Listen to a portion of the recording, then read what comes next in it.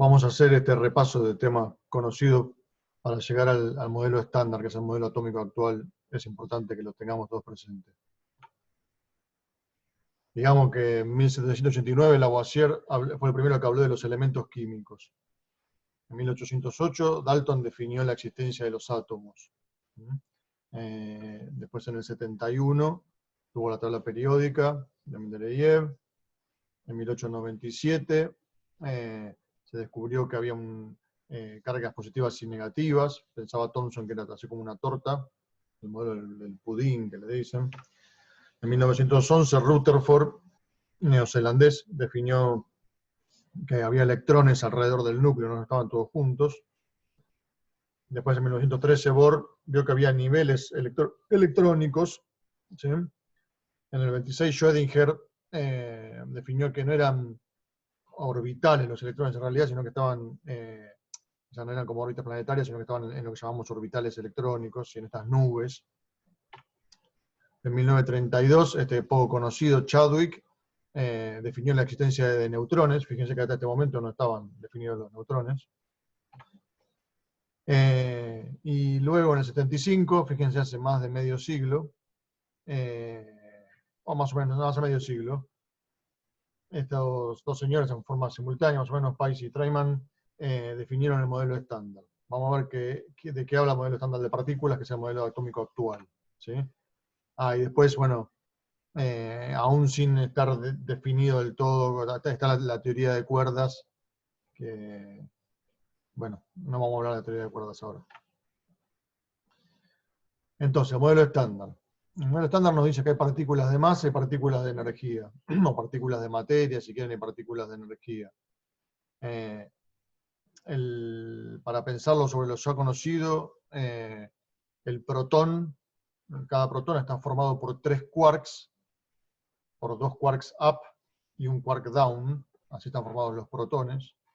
Los neutrones también están formados por 3 quarks, pero por otros 3 quarks, en particular por un quark up y 2 quarks down. Y los electrones no están formados por quarks, sino que los electrones son una única partícula que se llama leptón. Es un leptón el electrón, es un tipo de leptón. Entonces, vamos a recorrer las partículas elementales. Tenemos 6 quarks. Quark up, down, bottom, charm, strange y top.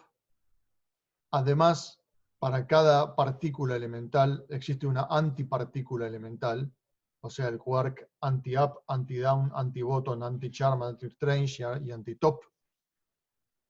Y por el lado de los leptones, los quarks primero siempre andan juntos. Vamos a ver que andan de A2 o andan de A3. Se sabe ahora que también de A4, de A5, y bueno, posiblemente se descubrirán otras cosas en el futuro. Pero en lo que nos toca de lo sencillo del modelo atómico, andan de A3 o de A2. Ahora vamos a ver de A2 cómo es. Los leptones andan solos. A diferencia de los quarks, los leptones siempre andan solitos. Hasta donde se sabe, ¿no? Entonces el electrón es el leptón más conocido. Pero también está la partícula mu o el muón, que es un leptón más pesado, el tauón o partícula tau, otro leptón más pesado todavía, y lo que podemos decir son los correspondientes neutrinos, o los neutrinos, el neutrino del electrón, el neutrino mu y el neutrino tau, estos tres con bajísima masa, casi nada de masa, más allá de eso son partículas de masa. Bueno, tenemos los 6 leptones, y como ocurrió con los quarks, existen los 6 antileptones. ¿Sí? Cuando hablamos de quarks o de leptones estamos hablando de materia, y cuando hablamos de antiquarks o antileptones estamos hablando de antimateria. El antileptón que corresponde al electrón es el antielectrón, también conocido como positrón. ¿Sí? Un nombre que quizás conozcan. Después, bueno, así tenemos el leptón anti-mu, anti-tau y los neutrinos correspondientes.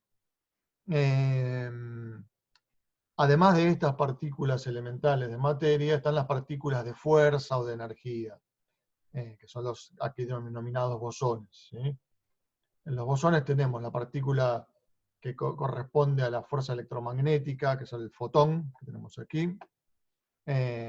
la partícula que corresponde a la fuerza fuerte, el gluón, a veces lo ponen con G chiquita, yo me guardé la G chiquita para el gravitón, pero bueno, el gluón, partícula de fuerza fuerte.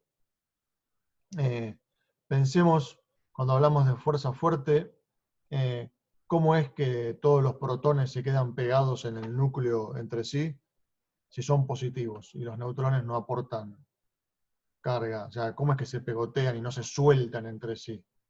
Bueno, una cosa que explica que el núcleo esté pegado entre sí es la presencia muy importante de gluones. Además de eso, los quarks adentro del protón, digamos, formando el protón o formando el neutrón, también están adheridos entre sí por gluones. Es más, la masa del protón, más allá de que estas dijimos que son partículas de fuerza, los bosones de fuerza o de energía, pero la masa del protón y la masa del neutrón tienen un porcentaje muy pequeñito de su masa, creo que es entre un 1%, una cosa así, corresponde a los 3 quarks. El resto de la masa del protón o del neutrón está dada por los gluones, que mantienen pegoteados a los quarks entre sí. Entonces son muy importantes los gluones. Después tenemos 3 partículas de fuerza débil, ¿sí? Las partículas de fuerza débil, yo no las sé explicar muy bien, pero aparecen cuando hay reacciones nucleares, ¿sí? Las reacciones nucleares son reacciones naturales, en la naturaleza todo el tiempo está descomponiendo, por ejemplo, el carbono 14 que se forma en la ionosfera, por impacto de partículas de altas energías sobre el carbono que encuentra a esa altura, o sobre el nitrógeno, bueno, no importa, el carbono 14 se descompone solo, y al descomponerse es una reacción radiactiva natural, ¿sí? Como muchas otras sustancias. En esas reacciones radiactivas intervienen las partículas de fuerza débil.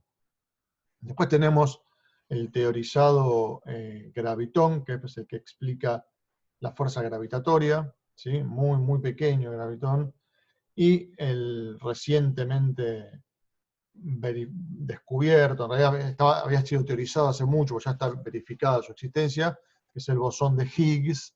El bosón de Higgs es el responsable de que las otras partículas tengan masa, de la presencia de masa. Eso es el bosón de Higgs. Ahora, bueno, como dijimos, los leptones andan solitos y los quarks no andan solitos, andan acompañados siempre. Acá tenemos los bariones, que son, por ejemplo, el protón y el neutrón son bariones, 3 quarks. Puede haber antibariones, si uno tiene un antiprotón o un antineutrón, va a estar formado por 3 antiquarks, un antineutrón van a ser anti-up, anti-up, anti-down, etc. ¿Sí? Hay un tema interesante para que revisen, que es lo de la fuerza de la carga de color, que explica muchos fenómenos relacionados a los quarks, ¿sí? Muchas cosas del modelo estándar son explicadas por la carga de color, además de la carga eléctrica que conocemos como el electrón negativo, el protón positivo. Bueno, los quarks, además de tener carga eléctrica, también tienen carga de color. Eso después, según le interesa, lo estudia. Bueno, entonces, además de reunirse de A3, los quarks también se reúnen de A2, y hay partículas de estas que se forman en la ionosfera. Hay mesones que se forman en la ionosfera y se miden a la altura de superficie, o sea, llegan a superficie. Cuando se juntan de a dos, se junta un quark y un antiquark. Entonces, imagínense, hay muchos, piensen en las combinaciones que se pueden hacer con los distintos quarks, hay muchas combinaciones posibles y muchas partículas medidas de estas. La vida media de estas partículas, la existencia media es muy, muy pequeña, es del orden de nanosegundos, ¿sí? ¿Por qué es tan pequeña? Bueno, piensen que está formada por una partícula de materia y una de antimateria. Y cuando la materia y la antimateria se tocan, se aniquilan entre sí y liberan radiación gamma, ¿sí? Liberan fotones. Es más, cuando uno junta mucha radiación gamma en un punto, se forma una partícula y una antipartícula, ¿sí? Como en espejo, digamos. Una partícula y una antipartícula. Bueno, entonces hablamos de que hay muchas partículas dando vuelta que llegan a esta altura, que son mesones, y los neutrinos, que mencionamos antes, porque ¿dónde están los neutrinos? Bueno, los neutrinos está lleno de neutrinos alrededor nuestro. Todo el tiempo nos están atravesando neutrinos, atraviesan el planeta, casi no tienen interacción con la masa, pero bueno, son partículas que existen. Entonces, el modelo atómico que solemos usar, porque nos sirve más para las reacciones químicas de protón, neutrón y electrones, es importante que tengamos presente que no es el modelo atómico vigente, sino que hay un detalle mayor conocido. La teoría de cuerdas, ahora bueno, les menciono muy cortamente, que ahora ya hablamos del modelo estándar, que es el modelo atómico actual. La teoría de cuerdas dice que cada partícula subatómica está formada por una cuerda, o por cuerdas cuerdas de espacio-tiempo, cuerdas dimensionales, digamos, vibrando en distintas frecuencias. Así que el mismo espacio-tiempo vibrando en una frecuencia o en otra dan la presencia de una partícula o otra partícula. Bueno, temas para investigar a quien le interese.